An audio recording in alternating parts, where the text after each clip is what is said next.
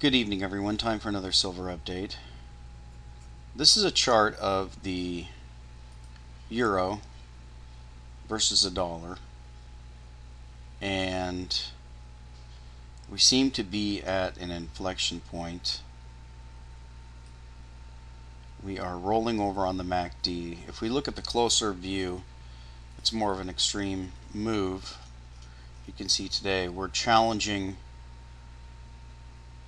this line of support and resistance, and we'll have to see what the follow through is tomorrow. But the reason I point this out is because if you remember the latest by Lindsay Williams, he has been predicting that we will be facing the collapse of the dollar, but that will be preceded by a collapse of the euro, which is kind of interesting. I don't really know what the implications are for that, but I'm watching the euro very closely, and it does appear to be breaking down below support. If we got to the weekly, you can see it's a pretty serious rollover here. So we've got a line here we need to test, and if we continue down, then that's going to be possibly a fulfillment of what he said. Now, he did say that once the euro collapses, then you'll have about 3 weeks or so before the dollar then collapses. So I don't know what that means. That may have to do with interbank connections and the Fed's bailing out of European banks, etc. So we're watching that closely. But I wanted to take you over to the gold chart, and you can see that gold, if we go to our daily chart, you can see that gold is trending upward strongly, and we've been rising steadily, and we have a potential breakout move at about 1550, 1560. So it looks like you can see that our MACD has come down and met the zero line and rallied any number of times, and you can see we've got one here, and we've got one here, one here, and these aren't perfect lines, but you get the point. And now we've got one here. So if the historical trend holds, then we should get a breakout into new highs based on this. Now, if that's the case, we should see silver rally as well. But on a relative basis, the move in silver has already been such a higher percentage move. If we go to our weekly and we do a gold overlay, and that would be gold spot US, and you do a relative to, you can't do an overlay because that doesn't show, it just lays the charts over each other, it doesn't show the relative strength. So if we do the relative to, select that, you can see that gold has steadily risen. We don't have the freehand option, but gold has just steadily risen here, but silver is correcting back from a breakout that it had back at the beginning of QE2, and silver just exploded, and you can see it hasn't really even pulled back 50%. So from this time frame, which goes back to 95, 96, silver's up about 658% and gold's up about 300%. You can see gold's about ready to move to new highs. So are we going to have gold move up and silver continue to move down, or will gold move up and break out and silver go with it? I think the latter is my guess. So I wanted to talk a little bit about the big debate that's going on right now about the debt limit cap. And the reason, this is the last time I'm going to talk about this topic, but the reason that I wanted to revisit this is that the debate is so disingenuous. You have to remember that, and I'm going to go to a Peter Schiff video where Peter takes the same position that I took on the last video that I talked about the debt limit cap. And my position then was that if we want to solve this problem, then if we're honest about it, then what we need to do is just leave the debt limit cap in place and cut whatever it takes to stay beneath it. But obviously the politicians aren't serious, they're disingenuous, and they are using a lot of bogus arguments to try to get us to raise this cap and get us to, basically the logic is something similar to what, if you remember when George Bush proposed the bailout of Wall Street, he said something to the effect of, we need to destroy capitalism to save it. So it's kind of like the statement, we needed to burn down the building and kill the children to save them. So just a kind of insane way of looking at things. Of course, what we should have done is not done what Bush said to do. We should have just let the banks collapse, and all the banks that were over leveraged should have been bankrupt, and the regional banks that weren't should have taken up the slack, and the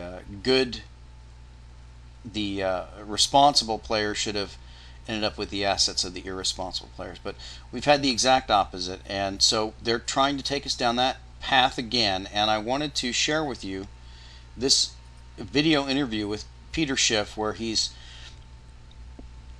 being interviewed by this Russia Today, I'll have to say bimbo, because she's just towing the party line. But I'm going to let Peter Schiff talk, and then I'm going to try to explain clearly, because she interrupts him so much.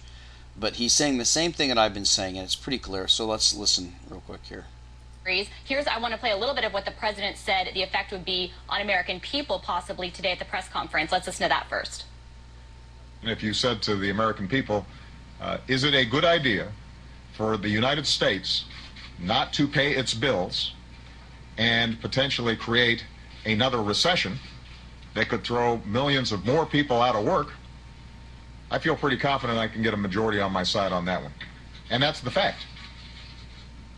If we don't raise the debt ceiling and we see a crisis of confidence in the markets, and suddenly interest rates are going up significantly, and everybody is paying higher interest rates on their car loans, on their mortgages, on their credit cards, and that's sucking up a whole bunch of additional money out of the pockets of American people, I promise you, they won't like that.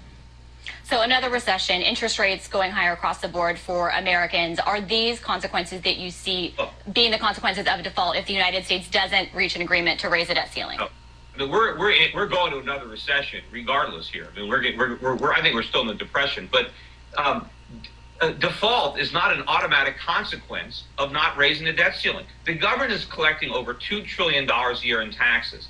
I think the interest payments on the national debt are approximately $300 billion a year. I'm not sure the exact number, but we have roughly 10 times the money we need. So the only way we will default on our obligations right now, we might do it eventually, but the only way we're going to default on them in August is if Congress and the president choose to do that, because there is plenty of money. And, you know, it's the statements that President Barack Obama is making right now, that's what's threatening our economy, because he is telling bondholders that they are the low man on the totem pole. But how is he? Because, okay, I hear what you're saying. How is he if he's saying that, you know, if everybody's saying that the debt ceiling has to be raised, the U.S. cannot default? Isn't that aiming to reassure markets? No, he's not reassuring anybody. He is telling our creditors, the minute we cannot borrow any more money, we will stop paying back the money we've already borrowed. You see, the debt ceiling is about a self-imposed borrowing limit. But what happens when our creditors impose a lending limit? What happens when China says, I don't want to lend you any more money? Then we've already told them what happens. Then we're going to default. Then we're not going to pay back any of the money that you've already loaned us. We are saying to the whole world, this is a gigantic Ponzi scheme. What the president should be saying, what Congress should be saying is, We will honor our debts. Don't worry at all. There is no chance of default. We will make cuts in other spending. But that's not what we're saying. We are telling our creditors that people who get Social Security checks are more important than people who buy U.S. treasuries. Aren't they? Are they? Are they? Are Americans who rely on Social Security more important to America than bondholders that are investors in U.S. debt? Well, of course they are. And they're more important to politicians because foreigners don't vote. That's why they should not be saying this. This is very dangerous for the president to admit how weak the position is for our foreign creditors, that we will cast them aside the minute paying interest on the debt conflicts with making Social Security payments. You know, when the dollar was backed by gold, when we promised to pay gold, people knew they would always get value for their treasuries because we were going to pay them in gold. But when we defaulted in 1971, you know, we don't promise to pay anything of value. So the only thing that gives treasuries value is the belief that we are going to have a sound monetary policy. But basically what the president is saying is, no, the minute we have a problem, you're not going to get any money, or we're just going to create massive inflation, and you're not going to get any purchasing power. I want to bring in a little bit of the global situation as we see it. Okay, so I wanted to clarify Peter Schiff's statements. The point he's making is that the interest payments on our debt are roughly $300 billion a year. The Treasury collects in taxes $2 trillion a year. So obviously there's no question of our ability to pay the interest to the bondholders. The only question is how we will offset the missing promises that have been made. Now, the issue of austerity has come up with Greece and the other countries in the Euro zone, and I find it interesting as well that they're not questioning any of the 150 military bases and the military spending, which I believe totals $700 billion a year. So of course they're trying to make a balance between Social Security payments, which, by the way, Social Security is still self-funding. There's still enough money flowing in from the withholding of current workers to pay off existing retirees. So that's another canard that they're throwing out. But the main point is this: we have plenty of money to pay the interest on our debt. It has nothing to do with us having to default. We don't need to raise the debt ceiling to prevent a default. We have a cushion of $1.7 trillion. The only issue is, will we cut spending and put the bondholders ahead of the spending of the U.S. government? And what they're saying is, no, we won't. If you don't loan us more money, we're just going to pay back nothing. The equivalent would be is if you had a credit card or a whole bunch of credit cards and you are trying to juggle your debt with your credit cards, and all of a sudden you reach some inflection point where you can't continue to increase your credit line because new cards won't issue credit or whatever it is. So you make the threat that if you won't collectively increase my credit line, I'm not going to pay any of you any money and I'm going to default. So the point that Peter is making is that the threat of default is not something that has to happen if the debt ceiling is not raised. The threat of default is something that Obama and the Congress are bringing up. It's a threat that they're using. They are threatening to not pay back our creditors if we don't raise our borrowing. So the entire debate is disingenuous, and it's encouraging to see Peter Schiff explain to this bimbo that the whole argument is fake. Obama is just trying to scare people into printing more money so that we can go further into debt, when what we need to do right now, if we were serious about our debt and our deficit, what we would do is first issue a promise to all bondholders, which would ultimately lower rates, but issue a promise that under no circumstances will we default on our debt, that we will always honor our debt obligations first before any expenditures. We will pay that first. Then whatever is left, we'll cut. And what do we need to cut? We need to cut 50%. Now, I know there's a lot of fat and stuff that should go completely, but that's political wrangling. No one's going to work that out. So let's just look at it realistically. We need to cut 50%. Okay? So what needs to be proposed, if these people are honest about fixing the problem, is a 50% across the board cut in everything, every single item across the budget. Just take every single item that's in the budget and cut it by 50%. You had this much, now you have this much. Make do. That's what we would do if we were serious about the national debt. But like I said, we're not serious about the national debt. This is just a show. It's a dog and pony show. It's a canard. They're disingenuous. It's fake. They have no intention of paying down the debt.